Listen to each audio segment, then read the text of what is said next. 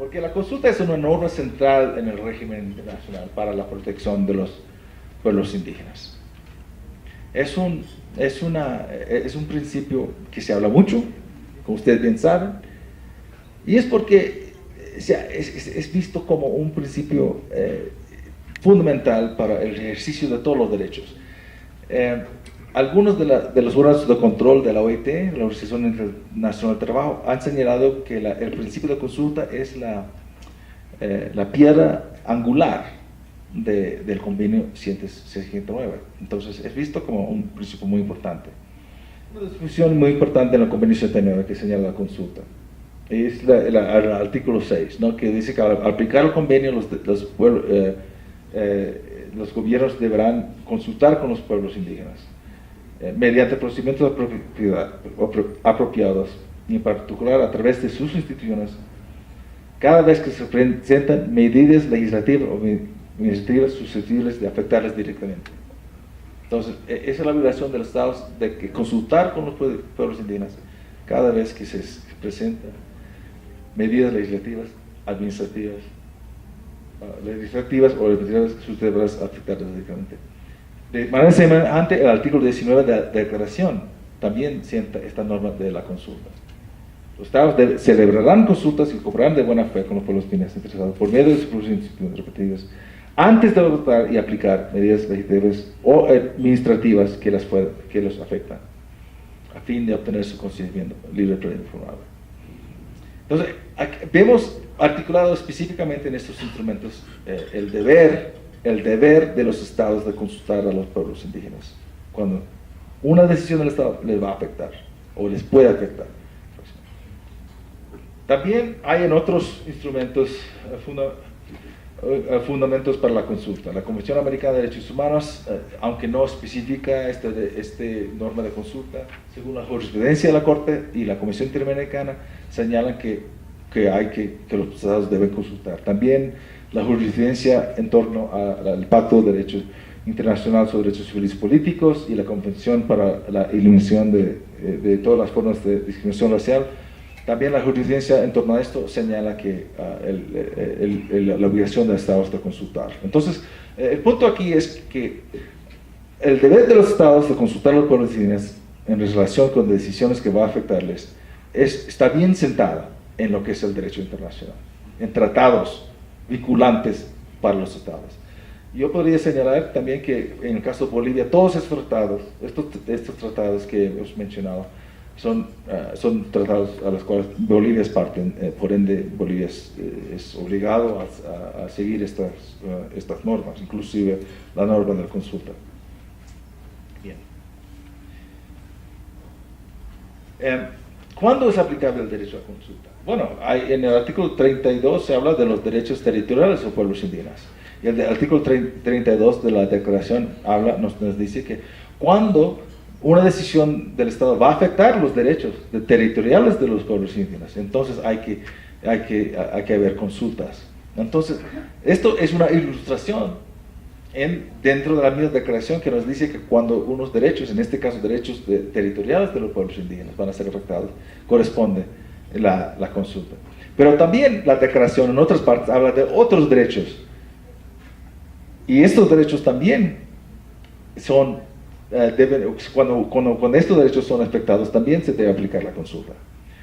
Entonces podemos ver la función de la consulta, la función de la consulta en estos sentidos. Uno, la consulta es una salvaguarda para los derechos de los pueblos indígenas que pueden ser afectados por la decisión del Estado. O sea, cuando el Estado va a tomar cualquier decisión, y eso puede afectar los derechos de los pueblos indígenas, el Estado debe consultar para ver a los pueblos indígenas cuáles son sus perspectivas, para ver cuáles derechos pueden ser afectados, de qué manera, y cómo puede evadir la vulneración de esos derechos. Y si van a ser afectados de alguna manera, cómo se puede sentar un arreglo para que esos derechos fundamentalmente sean protegidos. Es una salvaguarda la consulta para los derechos reconocidos a los pueblos indígenas. Y también es un mecanismo que instrumentaliza el derecho a la libre determinación.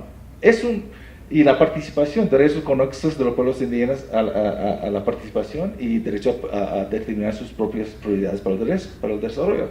Cuando se trata de una decisión del Estado que puede afectar a los pueblos indígenas, los pueblos indígenas pueden instrumentalizar en esos contextos su derecho a participación, aceptar sus propiedades de desarrollo y liberación por medio de procesos de consulta.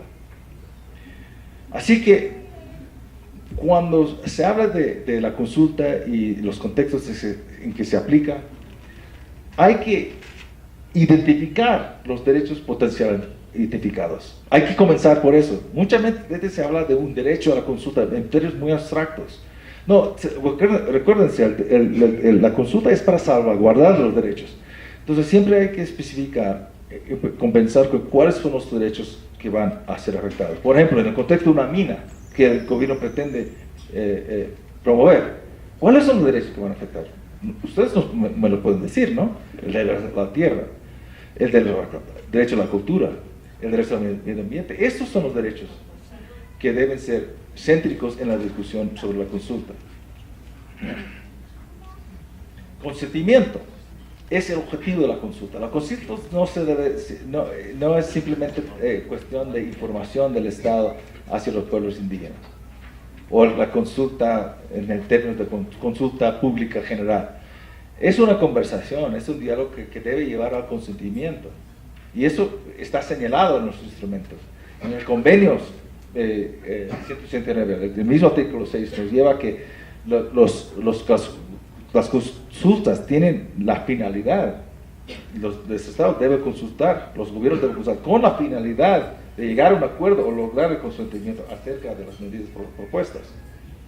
También la declaración de los pueblos indígenas, esto es el artículo 19, también los estados deben consultar a fin de obtener el consentimiento libre pero informado de los pueblos indígenas. Entonces el consentimiento es el fin, el propósito de las consultas.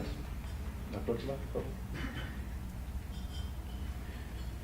Así que en general podemos decir que el consentimiento es requerido cuando una decisión implica una afectación directa o limitación en un derecho fundamental de los pueblos indígenas.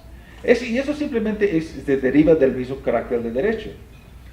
Si el gobierno o cualquier otra parte va a afectar un derecho, tiene que haber un consentimiento de eso, ¿no? Si va a limitar el derecho, debería haber un arreglo con eso.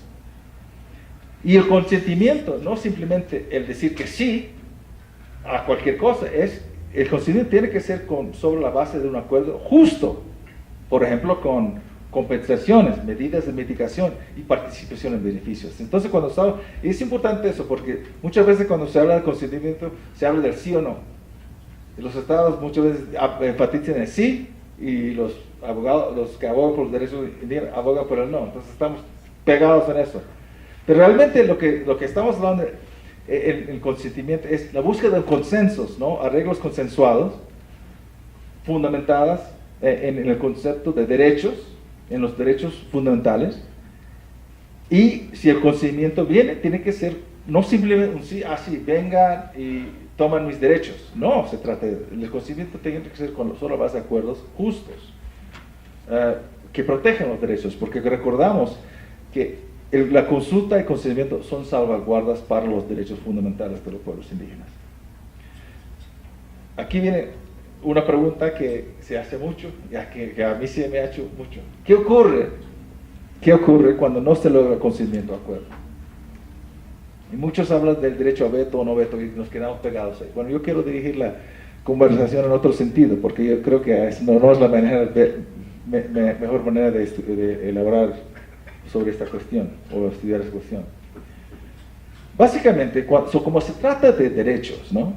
De los procesos de consulta y consentimiento, se trata de la protección de derechos, salvaguardas de derechos por los indígenas.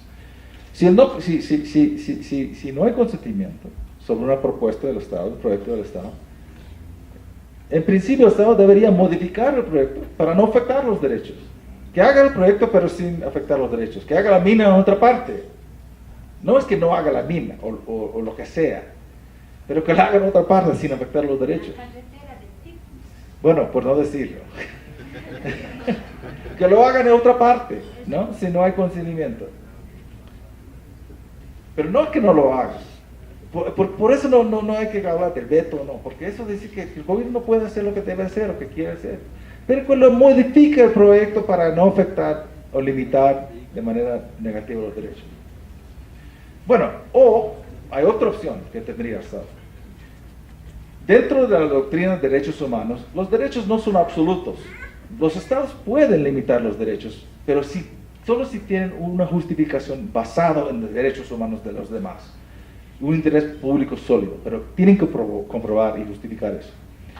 Entonces, si el Estado va a adelantarse con un proyecto y va a afectar o limitar los derechos de los pueblos indígenas, tiene que justificarlo con base en un interés público centrado en los derechos humanos.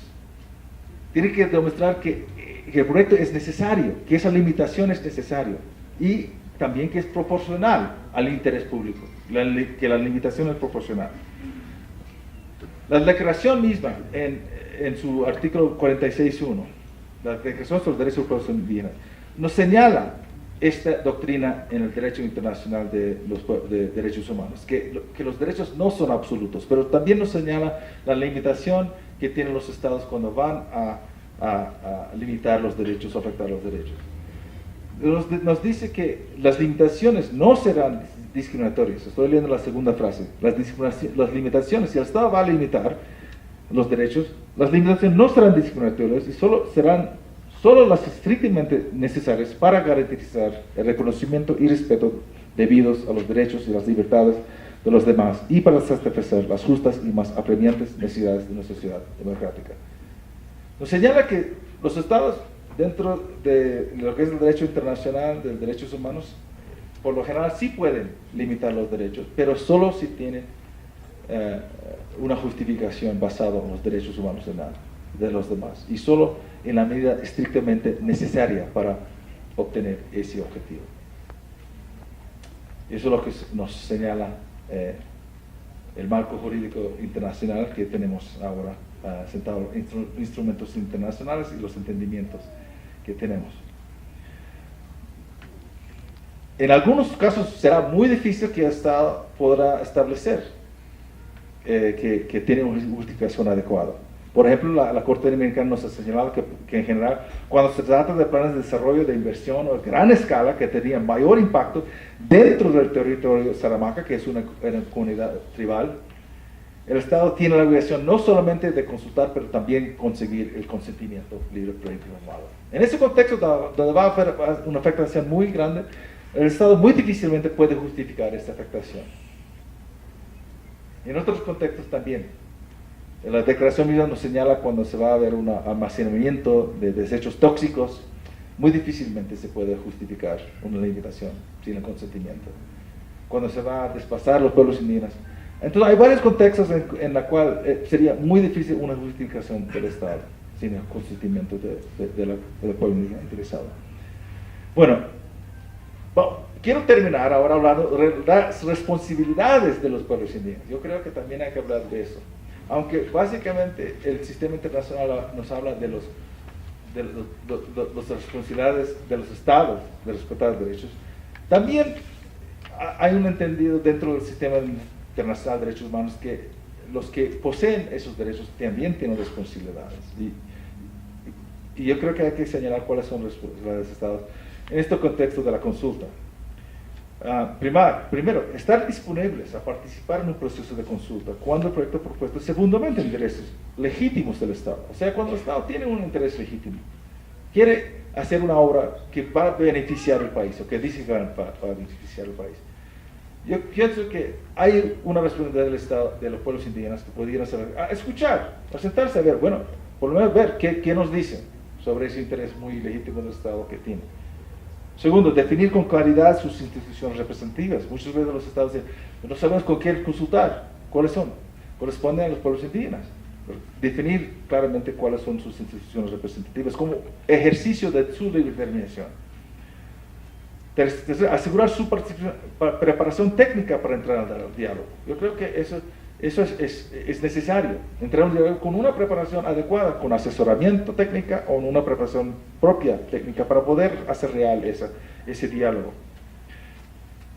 y también proceder con un diálogo de buena fe en la búsqueda de puntos de consenso sobre la viabilidad del proyecto, alternativas de los varios elementos del proyecto, medidas de mitigación y reparto de beneficios. O sea, estar dispuesto a entrar en un diálogo que sienta todos estos diferentes aspectos. Y luego, si se logra un acuerdo, finalmente velar por el cumplimiento de ese acuerdo, el cumplimiento por parte del Estado.